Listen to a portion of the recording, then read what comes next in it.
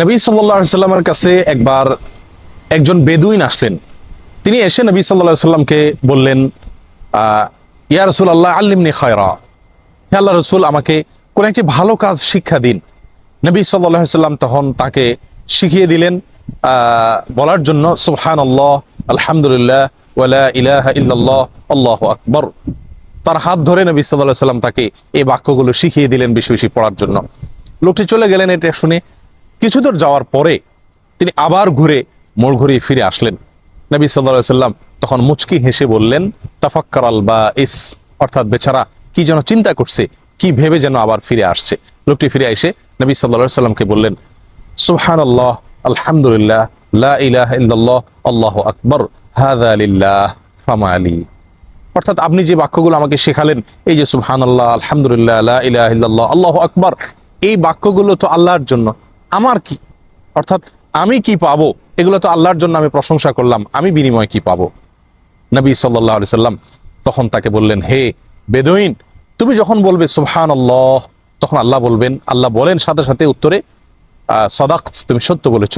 তুমি যখন বলবে আলহামদুলিল্লাহ, তখন আল্লাহ সুবহানাহু ওয়া তাআলা বলবেন, সাদাকত, তুমি সত্য বলেছ। তুমি যখন বলবে লা ইলাহা ইল্লাল্লাহ, তখন আল্লাহ বলবেন তুমি সত্য বলেছ।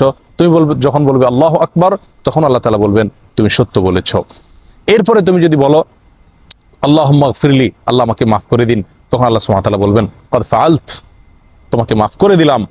তুমি যদি বলো আল্লাহুম্মা আরহামনি, আল্লাহ আমাকে রহম করুন, তাহলে আল্লাহ সুবহানাহু ওয়া তাআলা সাথে সাথে বলবেন কদ ফাআলত, আমি তোমাকে ইতিমধ্যেই মাফ করে দিয়েছি, রহম করেছি। এরপর তুমি যদি বলো আল্লাহুম্মা রযুকনি, আল্লাহ আমাকে রিজিক দান করো, তো আল্লাহ সুবহানাহু ওয়া তাআলা সাথে সাথে জবাবে বলবেন যে কদ ফাআলত, অচিরেই ইতিমধ্যেই আমি তোমাকে দিয়েছি, দান করেছি। প্রিয় বন্ধুগণ, তাহলে বিশাল বড় একটি হাদিস এবং বিশাল বড় একটি শিক্ষা এখান থেকে। নবী সাল্লাল্লাহু আলাইহি সাল্লাম লোকটিকে এই বাক্যগুলোর কথা বললেন, এবং এগুলো যদি বলি তার জবাবে বিপরীতে আমরা কি পাবো সেটাও নবী সাল্লাল্লাহু আলাইহি সাল্লাম জানিয়ে দিলেন। এরপরে ওই বেদুইন লোকটি দুই হাতকে এক হাতকে অন্য হাতের উপর দিয়ে মুষ্টিবদ্ধ করে এরকম ভাবে তৃপ্তির ঢেকুর তুলতে তুলতে তারপরে লোকটি ফিরে চলে গেলেন। নবী সাল্লাল্লাহু আলাইহি ওয়াসাল্লাম এর এই দোয়া নিয়ে তিনি চলে গেলেন।